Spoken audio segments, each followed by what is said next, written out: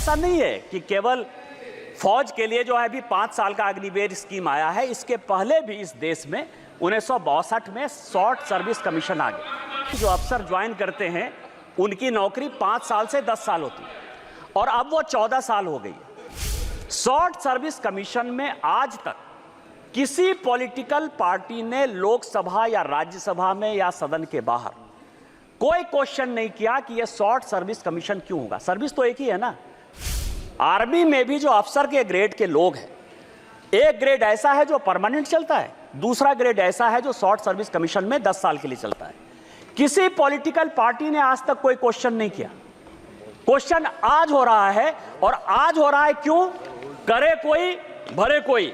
सभापति महोदया, 1962 में जब चीन ने भारत को हरा दिया और लगा कि फोर्स की कमी है, तो भारत में 1962-63 में नेहरू जी ने शॉर्ट सर्विस कमीशन लाया। ऐसा नहीं है कि केवल फौज के लिए जो है अभी 5 साल का अग्निवीर स्कीम आया है, इसके पहले भी इस देश में 1962 में शॉर्ट सर्विस कमीशन आ गया। और शॉर्ट सर्विस कमीशन के बारे में मैंने सारे डिबेट पार्लियामेंट के, लोकसभा, आपको मैं बताऊं कि जो अफसर ज्वाइन करते हैं उनकी नौकरी 5 साल से 10 साल होती है और अब वो 14 साल हो गई है। शॉर्ट सर्विस कमीशन में आज तक किसी पॉलिटिकल पार्टी ने लोकसभा या राज्यसभा में या सदन के बाहर कोई क्वेश्चन नहीं किया कि यह शॉर्ट सर्विस कमीशन क्यों होगा। सर्विस तो एक ही है ना।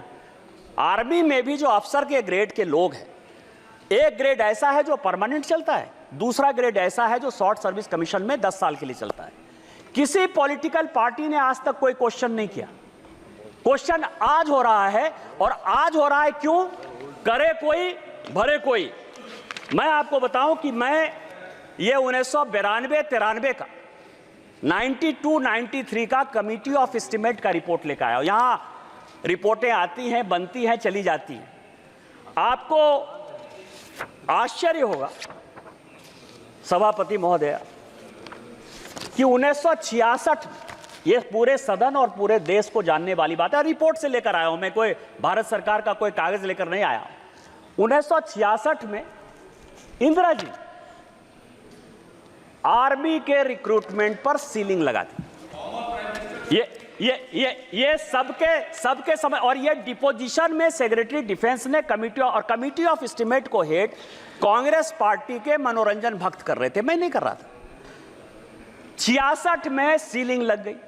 सीलिंग लगने के बाद आप पूरे दुनिया को बताते हो कि हमारे यहां इतनी ही आर्मी रहेगी, इतनी ही नेवी रहेगी, इतनी ही एयरफोर्स रहेगी। आप सीलिंग लगा दो और आप हमको कहो कि अब इसका रिक्रूटमेंट कैसे होगा, आप यदि फोर्स को बढ़ाना चाहोगे। दूसरा, इस सीलिंग के बाद उसी कमेटी की रिपोर्ट है 1975 में और 1989 में, 2 रिपोर्ट, 2 कमेटी इन्होंने और बनाई कि आर्मी को यंग कैसे रखा जाए। और मैं आपको बताऊं, छोटा सा उदाहरण यह है कि शॉर्ट सर्विस कमीशन भी जब बनाया गया था, उस शॉर्ट सर्विस कमीशन में भी पूरे यूपीएससी में, राज्य में, सभी जगह रिजर्वेशन दिया गया था। और उसका प्रभाव यह था, सभापति महोदया, मैं आपके माध्यम से गौरव गोगोई को बताना चाहता हूं कि इस देश के जो होम सेक्रेटरी हुए वीके दुग्गल, वो भी एसएसबी के ही रिक्रूटमेंट थे, शॉर्ट सर्विस कमीशन से आए और उसके बाद वो आईएएस बने। आज अग्निवीर पर 75 में कमेटी बनी, 89 में कमेटी बनी, और इन्होंने मैन पावर के लिए एक्सपर्ट कमेटी बनाने के बाद यह कहा कि आपको 5 साल और 7 साल के लिए, 1975 की बात है, ध्यान रखिएगा सभापति महोदया, 1975 से लेके आज तक 2019-20 तक लगभग 40 साल 45 साल तक जो रिपोर्ट है वो गड्ढे में रही, खाते में रही, मैन पावर की कमी रही, ना आर्मी में आदमी रहा, ना नेवी में आदमी रहा, ना रिक्रूटमेंट सबको अच्छा हुआ।